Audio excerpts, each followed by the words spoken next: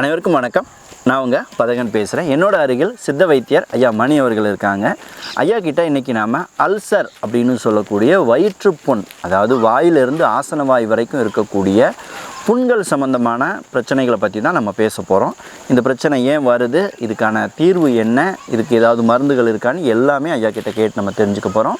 வாங்க வீடியோக்குள்ளே போகலாம். ஐயா வணக்கங்க. ஐயா வணக்கம். ஐயா வணக்கம். வணக்கம் ஐயா. இன்றைக்கி பார்த்தீங்கன்னா நிறைய பேருக்கு காரமே சாப்பிட முடியலைங்க. தயிர் சாதம் தான் என்னால் சாப்பிட முடியுது, வெறும் சோறு தான் சாப்பிட முடியுது. லேசாக காரம் பட்டால் கூட வாயெல்லாம் எரியுது, ஆசன வாயெல்லாம் எரியுது, வயிறெல்லாம் உதவி பின்னி வலி எடுக்குது. ரெண்டாவது எனக்கு ரொம்ப ஸ்மெல்லு வேறு வருது. நானும் என்னென்னவோ மருந்துகள் வாங்கி சாப்பிட்டு பார்க்குறேன், ஆனால் இந்த அல்சர் மட்டும் சரியாகவே ஆக மாட்டேங்குது. இது எனக்கு பயமாக இருக்குது, ஏதாவது பெரிய பிரச்சனை ஆயிருமோலாம் நிறைய பேர் சொல்லி நான் கேள்விப்பட்டிருக்கிறேன். இந்த அல்சர் பிரச்சனை உருவாகிறதுக்கு முக்கியமான காரணம் அப்படின்னு நீங்கள் என்ன நினைக்கிறீங்க? ஐயா, அடி வயிற்றுல ஏற்படுற உஷ்ணம், ரெண்டாவது சாப்பிட்ற சாப்பாடு கரெக்டாக ஜீரணமாகணும். ஜீரணமாகாமல் அவங்க மலம் சரி வராமல் போகாமல் இருந்தால் அந்த அடி வயிற்றுல தங்குற அந்த உணவாகப்பட்டது அதுக்குள்ளே ஒரு கேஸ் ஃபார்ம் ஆகி அது ஒரு ஆசிட் மாதிரி மாறிடுதுங்க. அப்படிதான் அவங்களுக்கு அந்த புண்ணாக்குது. அதாவதுங்க, உணவு கரெக்டான டைம்ல சாப்பிடணும், மலம் கரெக்டான டைம் போயிடணும்.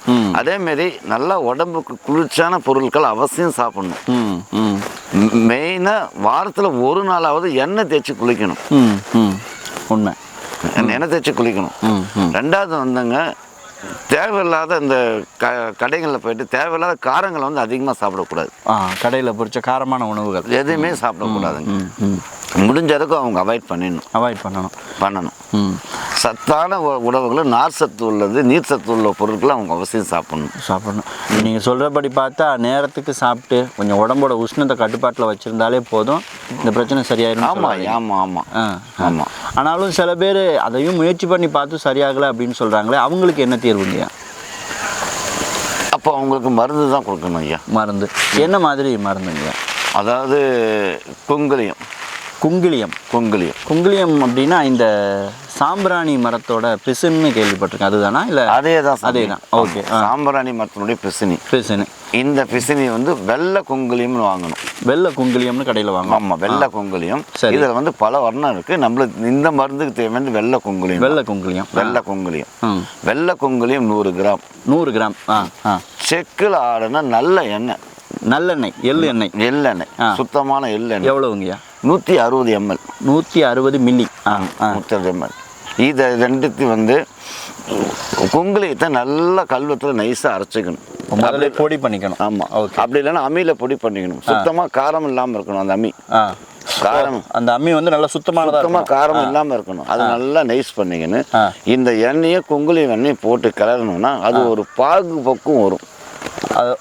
சும்மா கிளறணுங்களா? அடுப்பில் வைக்கணும். அடுப்பில் வச்சு சூடு பண்ணி இது பண்ணோம்னா அதுக்கு வெந்து ஒரு பாகு பக்கம் வரும். அதாவது ஒரு லேகிய பக்கத்துக்கு வரும்.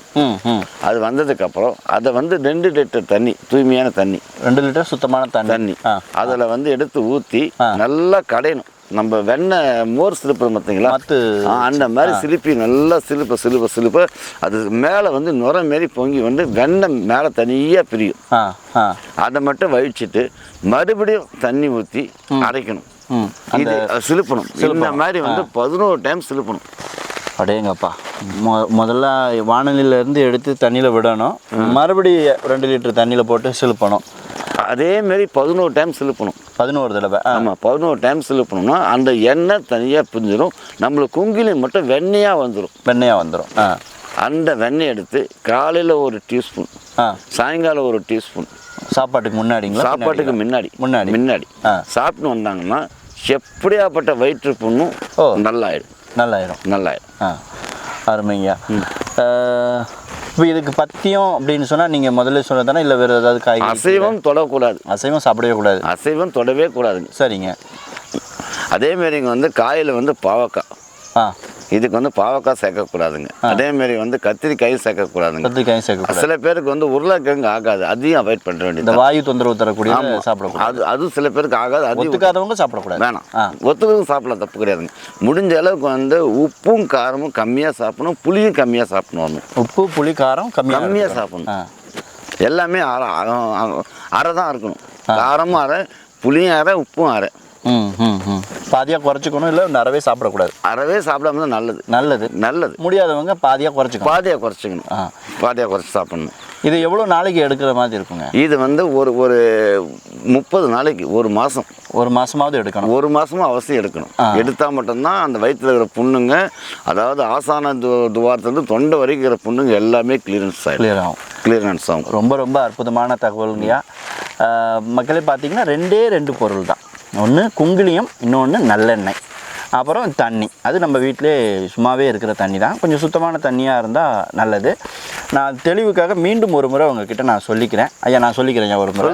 ஏன்னா நீங்கள் பேசுறது கொஞ்சம் வேகமாக இருக்குதுன்னு நிறைய பேருக்கு புரியாதுலன்னு கமெண்ட் வராங்க. 100 கிராம் குங்குலியம், வெள்ளை குங்குலியம் எடுத்தீங்க அப்படின்னா 160 மில்லி சுத்தமான நல்லெண்ணெய். இதை கையில் காமிச்சே பேசுங்க. இந்த மாதிரி வரும். இந்த மாதிரி வரும். இதே தான்.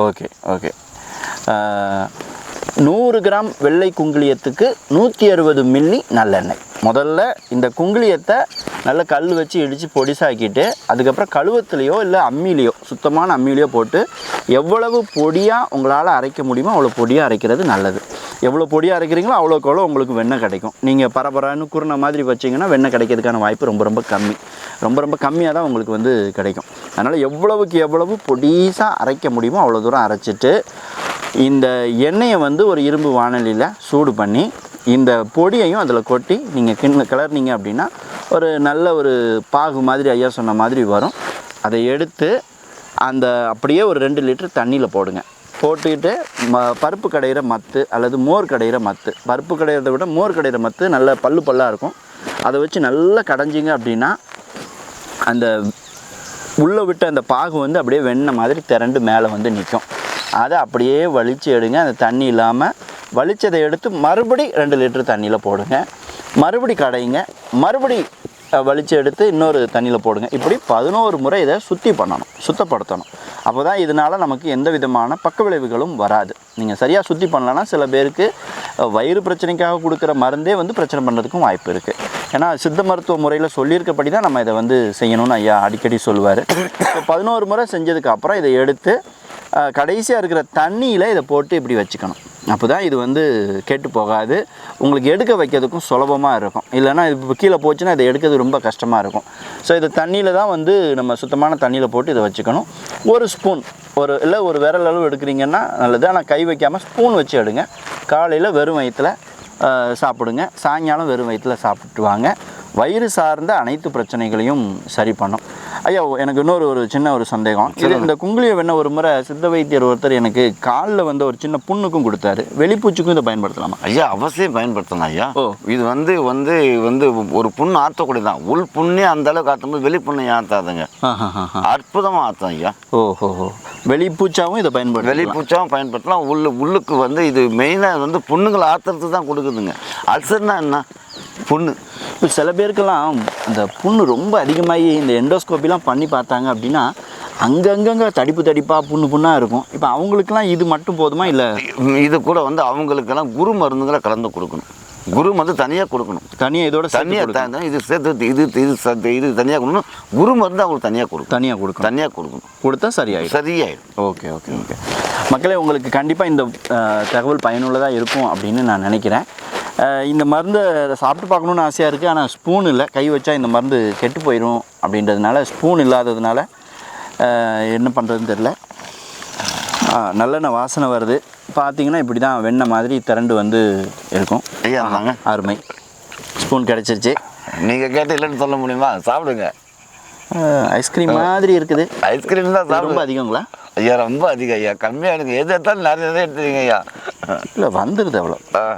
கம்மியாக எடுங்க. ஓகேவா? போதும் ஐயா. ஓகே. எதுவும் ஆகாதுல்ல ஐயா? நீங்கள் அருமையாக இருக்கு ஐயா.